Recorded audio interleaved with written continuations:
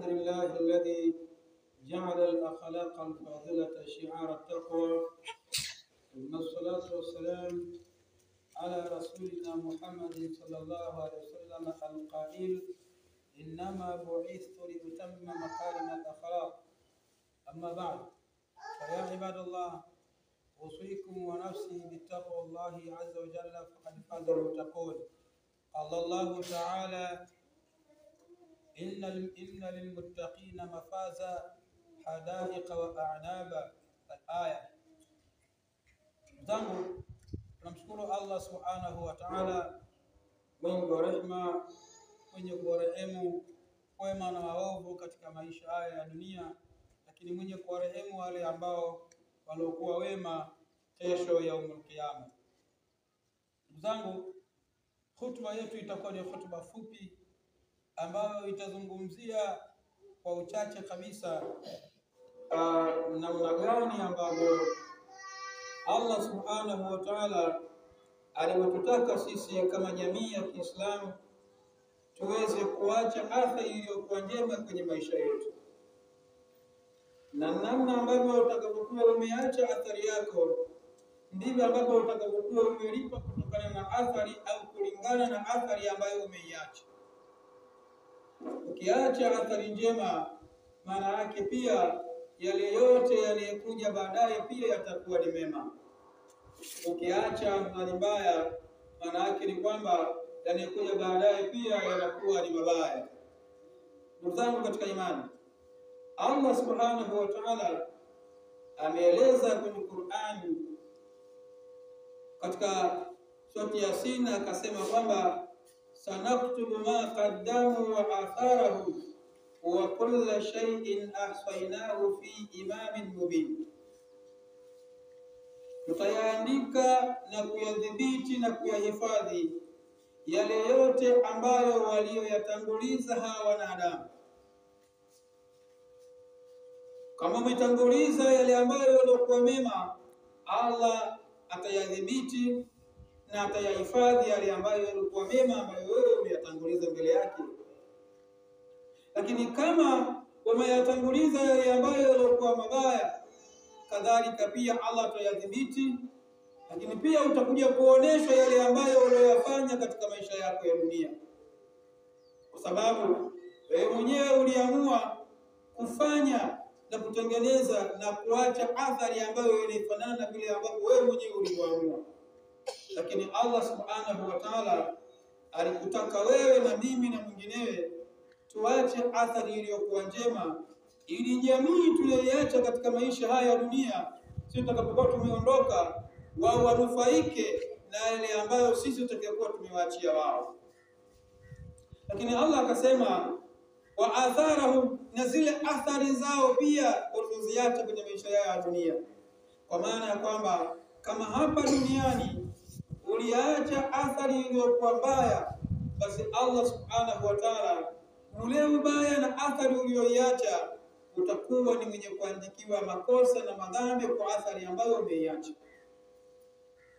Kama uliacha athari iliyokuwa nzuri, basi Allah subhanahu wa ta'ala ataendelea kukufanyia wepesi na kuendelea kuhesabu katika watu wa kheri na kupata zile kheri ulizoziacha kwa sababu uliacha athari iliyokuwa njema. Ndugu zangu, maisha ya dunia tuliyokuwa nayo yanataka umakini mkubwa sana, kwa sababu maisha haya ni maisha ya kupita tena maisha ya muda mfupi sana, ambayo tunaishi kwenye maisha haya ya dunia takriban miaka 50 mpaka 63 mpaka 65. Yule ambaye anabahatika kuvuka hapo ni kwa rehema zake Allah subhanahu wa ta'ala. Je, ndani ya huu muda ambao wewe umeishi kwenye maisha haya ya dunia umefanya nini kwa Mwenyezi Mungu subhanahu wa ta'ala? Jambo gani ambalo ulilolifanya kwa ajili ya Allah subhanahu wa ta'ala? Umeacha athari gani kwenye maisha yako?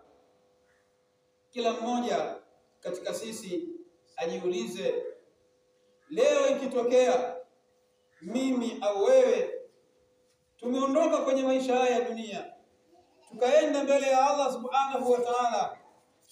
Allah akatuuliza, wewe bwana, uliishi kwenye maisha yako ya dunia miaka 45 mpaka 65 mpaka 70, umeacha athari gani kwenye maisha yako ya dunia?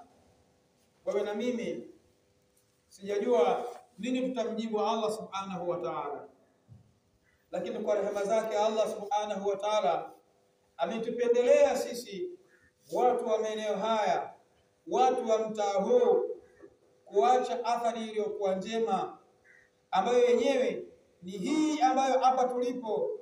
Yoyote yule ambaye atakayehitaji kuacha athari njema, basi afanye hizi harakati, asimame kwenye kutekeleza na kuyafanya yale ambayo anayoyaweza. Na Mwenyezi Mungu Subhanahu wa Ta'ala akaeleza akasema kwamba wattaqullah mastata'tum, mcheni Allah Subhanahu wa Ta'ala kwa kadiri ya vile ambavyo mwezavyo. Kwa maana ya kwamba wewe unatakiwa ukifanye kwenye maisha yako kile kitu ambacho kiko ndani ya uwezo wako, usikifanye kitu ambacho kiko nje na uwezo wako.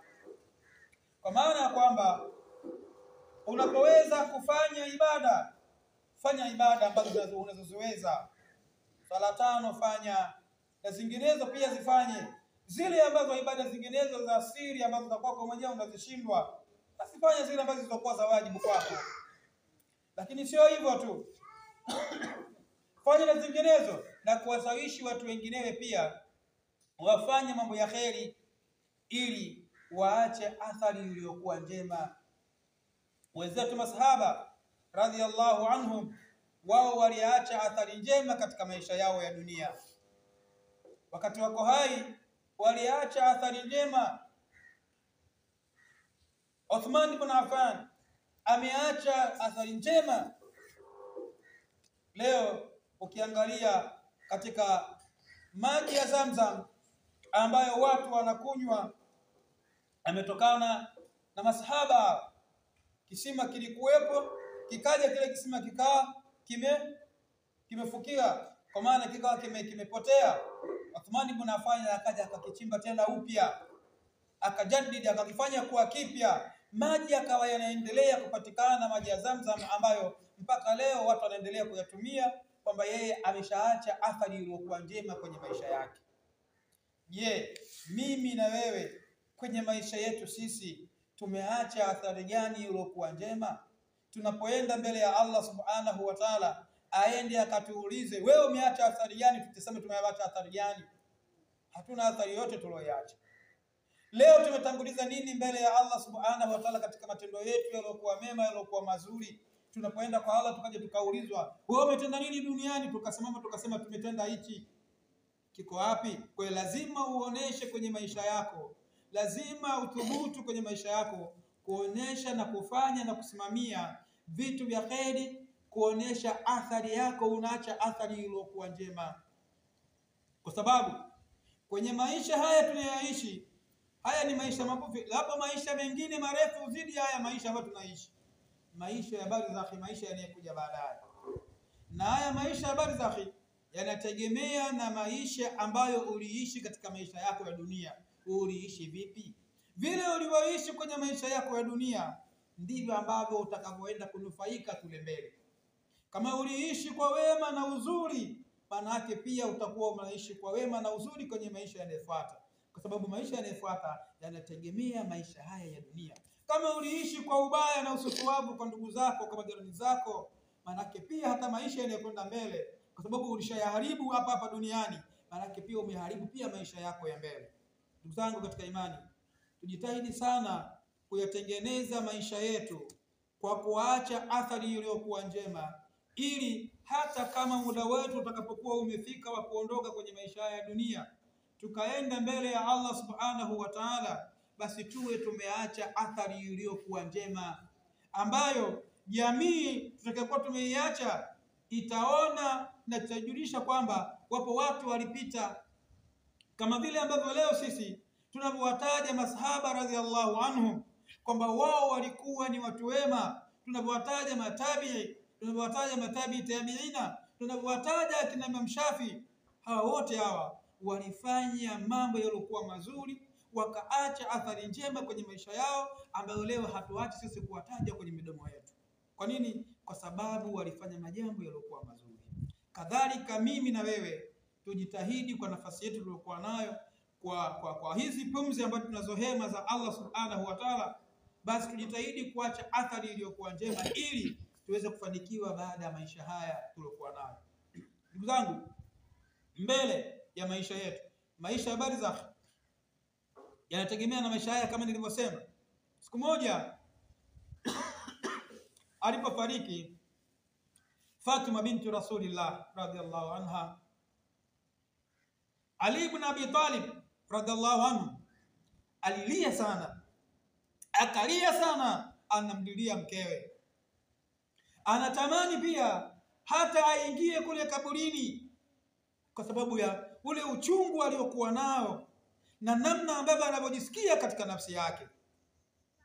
Lakini Ali ibn Abi Talib akamwambia, akaliambia kaburi, akaambia, ya kabru, ewe kaburi, atadiri man fiha, unamjua huyu ambaye tumemleta hapa, ambaye yuko humu ndani ya kaburi? Akasema, huwa Fatima bintu Rasulillah, hiya Fatima bintu Rasulillah, huyu ni Fatima mtoto wa mtume wa Allah subhanahu wa ta'ala. Muhammad ibn Abdullah ni mtoto wake huyo, anatokana na koo tukufu, kabila tukufu, anatokana, huyu ni mtoto wa nabii. Angalia, Allah subhanahu wa ta'ala aliipa wahai ardhi kwenye ile eneo la kaburi. Eneo kaburi lile likasema kwa idhini ya Allah subhanahu wa ta'ala, akasema, kaburi likasema kwamba mimi kaburi siangalii nani ameletwa, anatokana na kabila gani, anatokana na ukoo gani, anatokana na utukufu wa aina gani, anatokana na ufalme wa kiasi gani. Ninachokiangalia mimi, nini ametanguliza mbele ya Allah.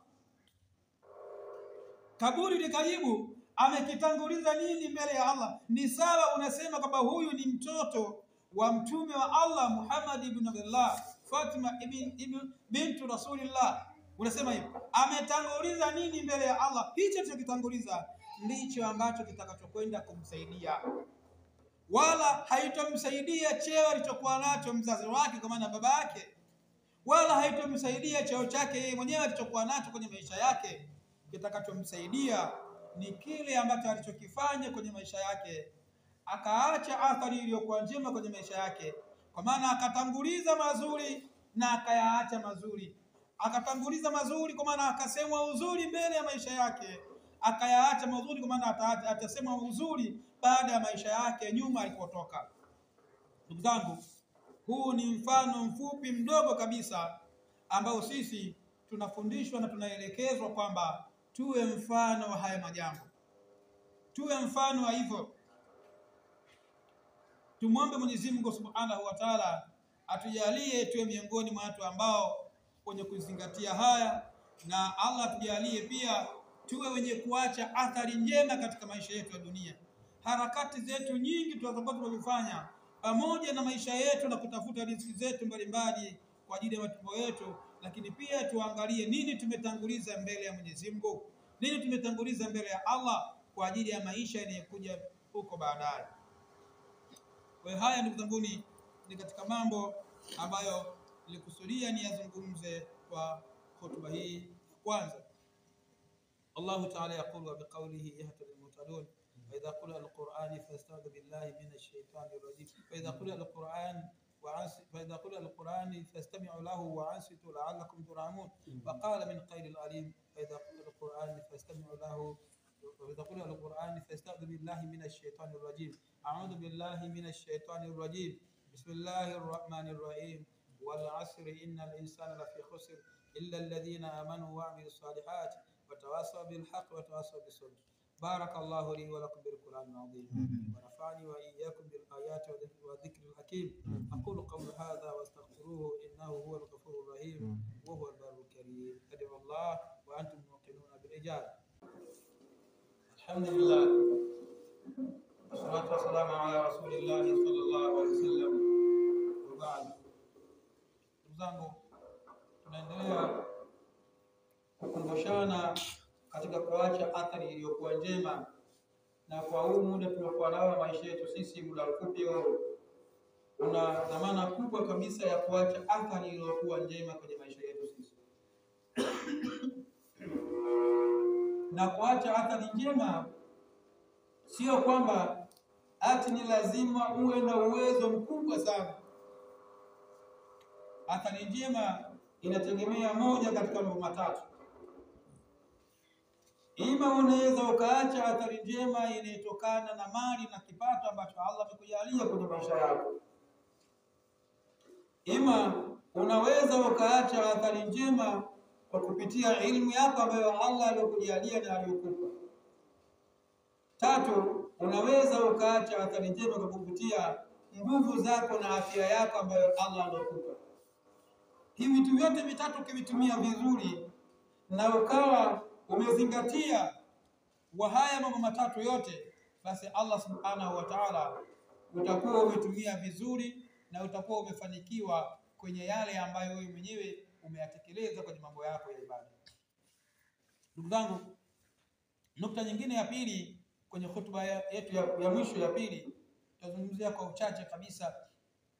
Allah subhanahu wa ta'ala amezungumza kwenye Qur'ani pale ambapo aliposema kwamba Allah anasema walladhina amanu wattaba'atuhum dhurriyyatuhum biimanin alhaqna bihim dhurriyyatahum. Walladhina amanu, na wale ambao wenye sifa ya imani waliomwamini Allah subhanahu wa ta'ala, wattaba'atuhum dhurriyyatuhum, lakini wakafuata wao na vizazi vyao, yani vizazi vyao vikawafuata wale wazazi wao, wazazi ambao walikuwa na sifa ya imani, watoto wao pia wakafuata zile sifa za imani za wazazi wao. Allah anasema alhaqna bihim dhurriyyatahum, sisi tutawaunganisha nao, tutawakutanisha nao hao wazazi. Hivi vizazi vyao tutawaunganisha nao, tutawakutanisha nao. Kwa maana utakutanishwa na kizazi chako pale ambapo Allah jalla wa ala atakapokuwa amekujalia kuwa ni miongoni mwa watu wa peponi. Allah jalie tuwe miongoni mwa watu wa peponi kwa rehema zake subhanahu wa ta'ala. Ili tukakutane na vizazi vyetu, watoto wetu na vijukuu vyetu, tukakutane nao. Hapa Allah subhanahu wa ta'ala katika aya hii anatupa mwongozo kwa kwamba wewe ukiwa ni mtu ambaye mwenye imani iliyokuwa madhubuti, lazima uangalie kizazi chako pia kifuate njia ambayo wewe unakwenda nayo, njia ya imani. Usiridhike na ukatosheka wewe kuwa na imani alafu kizazi chako, kwa maana mkeo, watoto, wajukuu, wote wakaenda nje na imani yako, wewe ndio unabeba huu mzigo. Mzigo huu unaubeba wewe, na wewe ndiye ambaye utakayekosa ile fadhila ya kukutana na hichi kizazi chako, kwa sababu kizazi chako kitakuwa kushoto, wewe utakuwa kulia, kwa hautakutana nacho. Kwa ili Allah subhanahu wa ta'ala atukutanishe nacho vizazi vyetu, lazima hawa vijana wafuate njia zetu sisi za kiimani. Sio imani tu ya kwamba kujiita Muislamu, bali imani ya kusimama na kufuata kanuni na sheria za huo Uislamu. Kwa maana wakasimama kutekeleza Uislamu wao. Unataka nini Uislamu? Wakasimama wakafanya Uislamu. Hapo itakuwa imani zao zimethibitisha matendo yao, au matendo yao yamethibitisha imani zao, kwa kuyafanya yale ambayo Allah subhanahu wa ta'ala ametaka wao wayafanye. Na kwa mfumo huo na kwa njia hiyo itakuwa tayari kwamba wewe kama mzazi, jitihada zako ambazo ulizozifanya za kuiongoza ile kaumu yako, wale kuwaongoza kwa kupata wale watu wako mpaka wakafikia katika kuyatekeleza na kuyasimamia mambo ya kheri, wakafika kufuata na kukufuata wewe kama ndio dira, sambamba na kumtanguliza Bwana Mtume Muhammad sallallahu alaihi wasallam katika hizo ibadati mbalimbali zitakazokuwa zimefanywa. Leo sisi hapa kituoni kwetu tumefungua darasa, tumefungua darasa. Imani yoyote ile ya mwanadamu unayoijua na usiyoijua, ikiwa mbali na ilmu, imani hii mara nyingi huwa inahama sana, huwa inatoka haitulizani katika sehemu moja. Lakini imani ukiwa nayo, lakini ikawa imani inasafishwa mara kwa mara kupitia ilmu, kwa maana kupitia Qur'ani, ukasoma Qur'ani tukufu, ukasoma hadithi za Mtume sallama, ukasoma sira, ukasoma kadha wa kadha katika mambo ya dini na imani yako inakuja kuwa madhubuti, yani inatulizana, hauyumbi wala hauyumbishwi katika mambo yako ya dini. Nikwambieni Waislamu, vijana wetu sisi, embu tuwaweke katika njia ya ilmu, wakae katika misingi ya ilmu na misingi ya dini. Muda mwingi tuutumie kwa vijana wetu, wautumie katika kusoma dini. Leo imekuwa kinyume chake. Muda mwingi watoto wanatumia kwenye kusoma dunia. Haina maana kwamba tukisema kusoma dunia kwamba ni haram, la, sio haram, bali lazima ukae kwenye njia ya imani, ili hicho unachokisomea cha dunia hatako hiki cha dunia kikuongoze vizuri katika imani yako ya dini yako, na ndipo utakapokuwa umepata manufaa yaliyokuwa makubwa. Lakini ukisoma tu dunia alafu huna chembe za imani, huna chembe za ilmu katika upande wako wa dini, dunia yako itafika wakati itakugeuza, yani itakupindua, kwa sababu dunia siku zote inakuwa ina asili ya kugeuka, na inageuka kulingana na wewe mwenyewe upo katika mfumo upi, upo katika mfumo gani, yani nani na nani unashirikiana nao katika mambo yako ya kutafuta riziki. Kulingana na wale ambao unatafuta katika mifumo ya riziki unayokuwa nao, basi ndivyo ambavyo imani yako itakapokuwa inageuka hivyo. Kwa ndugu zangu, hotuba yetu ya pili inazungumzia kwa uchache kabisa kukuhimizeni na kunihimiza mimi mwenyewe binafsi na nyie pia kukuhimizeni katika swala la kumcha Allah subhanahu wa ta'ala, lakini sambamba na kuiangalia na kuziangalia familia zetu sisi kwenye kuzilea malezi yaliyokuwa bora na kwenye kuzisimamia misingi sahihi ya dini yetu ya imani, kwenye kusoma Uislamu. Usome Uislamu na wala usisome madhehebu. Ukisoma madhehebu ushapondoka. Soma Uislamu. Uislamu unasemaje? Kwani huo ndio unatakiwa usome Uislamu. Kwa hiyo Allah subhanahu wa ta'ala atujalie tuwe miongoni mwa watu ambao wenye kusikia maneno mazuri na kuyafanyia kazi yale ambayo yalikuwa mazuri. Inna Allaha malaikatahu yusalluna ala nabi ya ayyuhalladhina amanu sallu alayhi wa sallimu taslima. Allahumma ard arba'ati al-khulafa'i ar-rashidin amir al-mu'minin Abu Bakr as-Siddiq